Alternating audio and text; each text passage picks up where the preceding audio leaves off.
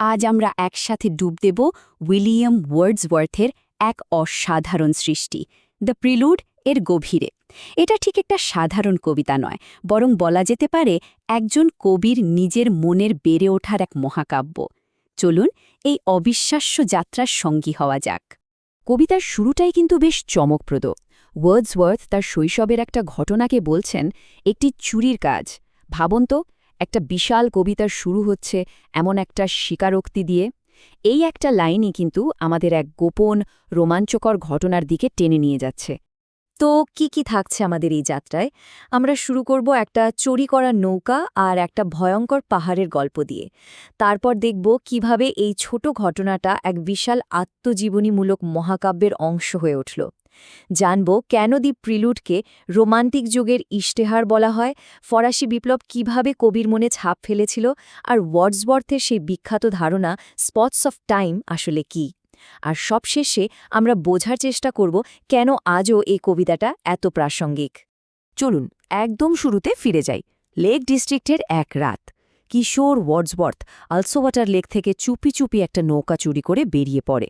এটা ছিল আসলে তারুণ্যের এক রোমাঞ্চ, এক নিষিদ্ধ কাজের উত্তেজনা, যা তার কবিমনের গভীরে একটা বিশাল ছাপ ফেলেছিল।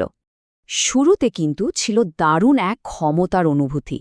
তার মনে হচ্ছিল নৌকাটা যেন একটা ছোট্ট পরিনৌকা, যা রাজহাঁসের মতো গর্বের সাথে ভেসে চলেছে। সেই মুহূর্তে তারুণ্যের আত্মবিশ্বাস ছিল একেবারে তুঙ্গে। চারপাশের জল চকচক করছে আর সে একা প্রকৃতির বুকে এগিয়ে চলেছে। কিন্তু ঠিক তখনই সব কিছু বদলে গেল। হঠাৎ করেই সে দেখল একটা বিশাল কালো পাহাড়ের চূড়া যেন নিজের ইচ্ছাশক্তিতে মাথা তুলে সোজা তার দিকে এগিয়ে আসছে। প্রকৃতির এই ভয়ঙ্কর জীবন্ত রূপ দেখে তার সব আত্মবিশ্বাস ভেঙে চুরমার হয়ে গেল।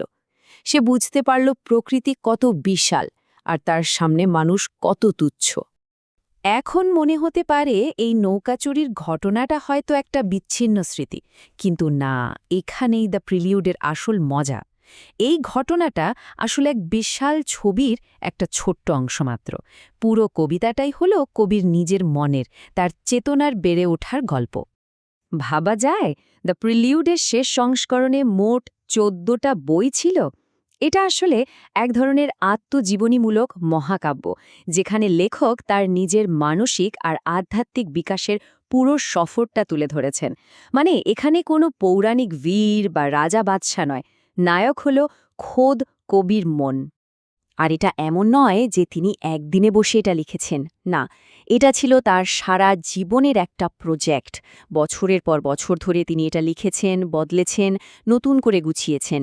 আর সবচেয়ে অবাক করার মতো ব্যাপার হলো এই কবিতাটা প্রকাশিত হয় তার মৃত্যুর পর।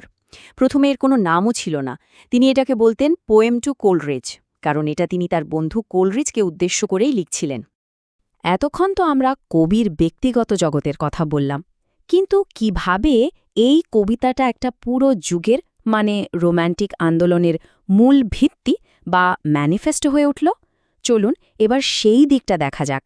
এটা শুধু একটা কবিতা ছিল না, এটা ছিল একটা নতুন চিন্তার যুগের ঘোষণা। দেখুন, দ্য প্রিলিউড একেবারে বিপ্লবী কিছু ধারণা সামনে এনেছিল। এর ঠিক আগের যুগ, মানে এনলাইটেনমেন্ট বা জ্ঞান দীপ্তির যুগ, সবকিছু যুক্তি দিয়ে বিচার করত। কিন্তু ওয়ার্ডসওয়ার্থ বললেন না, আসল সত্য লুকিয়ে আছে আমাদের আবেগ, কল্পনা আর অনুভূতির মধ্যে। তিনি প্রকৃতিকে শুধু গবেষণার বস্তু হিসেবে দেখেননি, দেখেছেন একজন জীবন্ত শিক্ষক হিসেবে। সমাজের চেয়েও ব্যক্তির ব্যক্তিগত অভিজ্ঞতা আর অনুভূতিকে তিনি অনেক বেশি গুরুত্ব দিয়েছিলেন, যা ছিল তখনকার সময় একেবারেই নতুন একটা চিন্তা।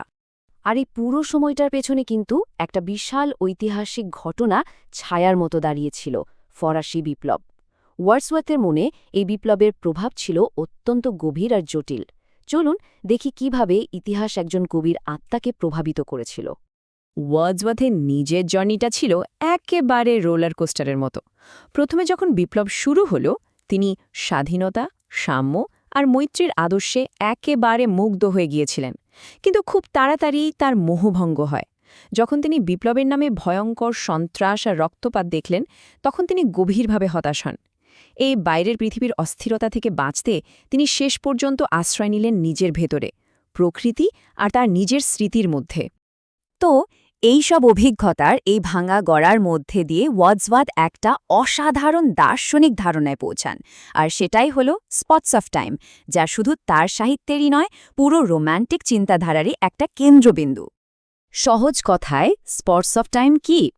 এগুলো আসলে আমাদের জীবনের, বিশেষ করে ছোটবেলার এমন কিছু বিশেষ মুহূর্ত, যা প্রকৃতির সাথে গভীরভাবে জড়িয়ে থাকে।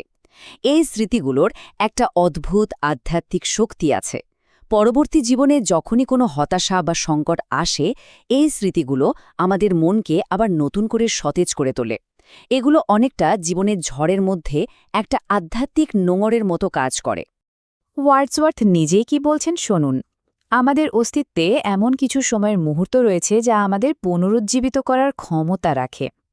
ভাবুন তো, সেই রাতে চুরি করা নৌকার অভিজ্ঞতা, প্রকৃতির সেই ভয়ঙ্কর রূপের মুখোমুখি হওয়া, এগুলি ছিল ওয়ার্ডসওয়ার্থের জন্য এক একটা শক্তিশালী স্পট অফ টাইম, যা সারা জীবন তাকে শক্তি জুগিয়েছে। তাহলে এত কিছুর পর আজকের দিনে দাঁড়িয়ে দ্য প্রিলিউড কেন এত গুরুত্বপূর্ণ? কেন আমরা আজও এই কবিতা নিয়ে আলোচনা করছি? চলুন সবশেষে এর উত্তরাধিকারটা একটু বোঝার চেষ্টা করি।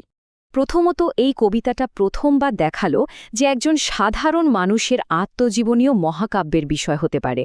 দ্বিতীয়ত, এটা আমাদের মন আর প্রকৃতির মধ্যে যে একটা গভীর আধ্যাত্মিক যোগ আছে সেই কথা বলে।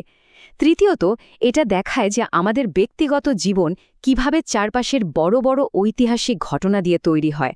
আর সবচেয়ে বড় কথা হলো আমরা কিভাবে আমরা হয়ে উঠি, আমাদের আত্মপরিচয় কিভাবে তৈরি হয়, এই চিরন্তন প্রশ্নের এক অসাধারণ দলিল হল দ্য প্রিলিউড। শেষ করার আগে চলুন একটা জিনিস ভাবা যাক। আমাদের নিজেদের জীবনে এমন কোন স্মৃতিগুলো আছে যা আমাদের স্পটস অফ টাইম হিসেবে কাজ করে? কোন মুহূর্তগুলো আমাদের কঠিন সময়ে শক্তি দেয়, পথ দেখায়? ওয়ার্ডসওয়ার্থের এই ধারণাটা কিন্তু আমাদের নিজেদের জীবন আর বেড়ে ওঠার গল্পটাকেও নতুন করে ভাবতে শেখায়।